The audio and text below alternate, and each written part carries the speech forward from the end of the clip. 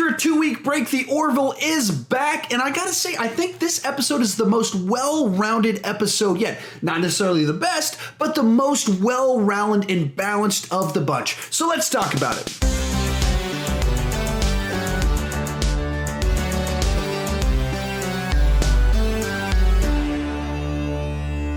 So this week, the Orville finds themselves heading to a planet that looks an awful lot like 21st century Earth, except here everything is determined by a thumbs up, thumbs down system. The justice system, your reputation, the jobs you can get. Everything is determined by a popularity contest, a full-blown, to the extreme democracy. That's our setup for the episode. Just so you know, if you're tuning in for one of my reviews for the first time, this will be a spoiler discussion. I will dive into all the specific plot points of all of it. And before I start giving my thoughts, be sure to put your thoughts down below in the comment section. I do read those. I do respond. I try to get a nice, lively discussion going on down there. Also, if you want to know kind of my thoughts on Star Trek Discovery versus the Orville, I put a video out just a few days ago. I've been reviewing all the episodes of this show as well as Star Trek Discovery, getting all kinds of discussion about them because people have very strong opinions about both of these shows. So let's start talking about this episode, and we'll start off with the good. And once again, we have another very strong episode with a unique story structure in a different direction entirely with things. So what the show's always done thus far has been allegorical storytelling. So having a plot that explores some sort of ideas with the story.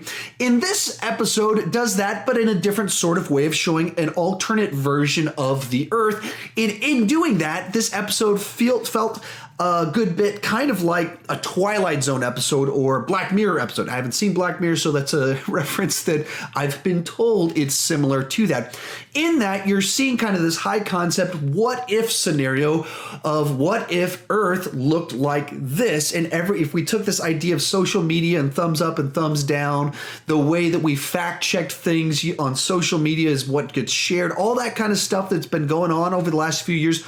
What if that was taken to an extreme? That's what this idea or episode explores, and I think it does it pretty well, and it kind of tackles a lot of the sorts of weirdness of what's been going on with social media type things, of the articles that get shared and what people believe without fact checking things, and just all sorts of ideas kind of explored in it, and not really as I've talked about in previous episodes, not in a one-sided way. You could take what they said and go left, right, all sorts of ways with it of who they're trying to criticize, because they're exploring the ideas in a well-rounded fashion, and that's what good allegorical storytelling does. It doesn't just try and indoctrinate you with the story, it explores ideas, and that's what you see being done here.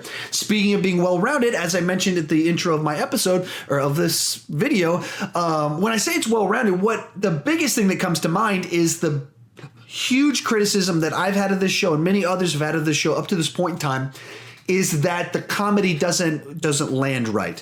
They go for a lot of these big joke type moments, and then it kind of falls flat, or it's more like, that's kind of amusing. Or other ones have just gone so far with the dick jokes that it just feels weirdly out of place, like they're trying to be Seth MacFarlane-y without it actually being Seth MacFarlane-y, and so it seems odd.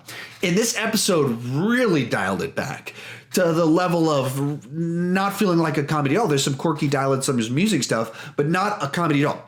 So in some of my other videos, I've had a lot of discussion with you guys talking about how this show is not a comedy, how it's a dramedy with the emphasis on the drama, with some little bit of comedy dialogue in there. And with most of the previous episodes, I would disagree with you. I would say that that's not really true. Clearly, they're trying to do comedy. This is a comedy show with the structure of a drama. It's aesthetically like Next Generation. The plots are like Next Generation. The ideas being explored are very Next Generation, except with comedy dialogue.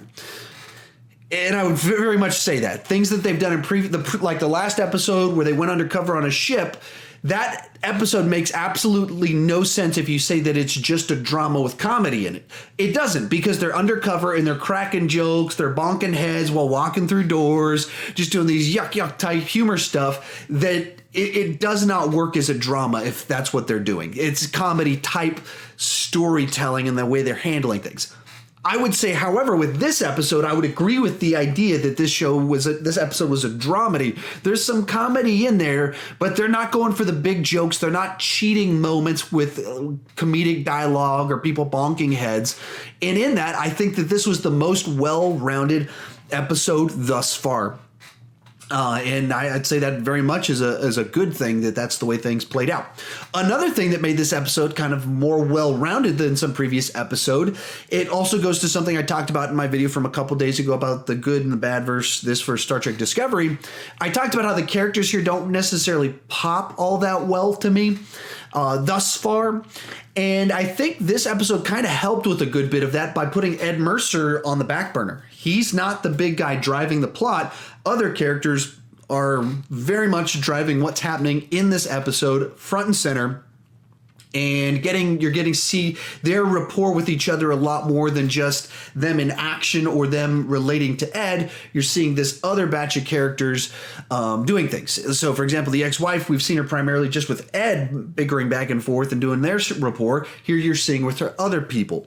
And so I think in taking the characters that have largely been on the ship and putting them out on the mission, it's balancing things out a good bit. And so those are a lot of the things that kind of made this episode pop in a new way. It didn't feel some of the more heavy darkness of the last episode where 100,000 people could be killed and a ship of krill are cooked to death. Or the third episode where it was taking on controversial issues of the day. This one's a fun take on something that, as a guy doing YouTube videos, this thumbs up, thumbs down, people's opinion of it, what are they sharing? All that fun stuff is very much my world and kind of what I'm in. And just with the way kind of news works these days, it is based largely around social media, which is based off of the democracy of what people like and share, which is based off their biases and what they want to be true. And in this episode, they explore the concept of truth from a different perspective of a different culture of what if not only...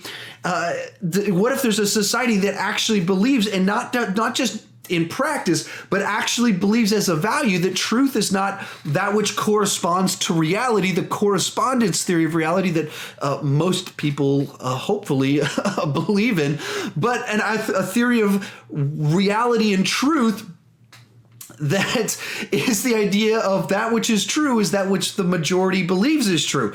And that's an actual discussion of an epistemological base of how people believe things and their theory of knowledge and how do we know what is what. And that's getting to kind of a very deep place to take things. And it's very cool that you would see that on a show like this that's so lighthearted and jokey about things. And then they're taking this idea and what would that mean for a society to do that? And that would be, there's a whole worldview that the people hold to and affirm and believe that is really unhealthy and dangerous. And that's what the episode is about, which makes for good allegorical story time. When it comes to the bad, there's nothing really that stuck out as this big gigantic bad to it.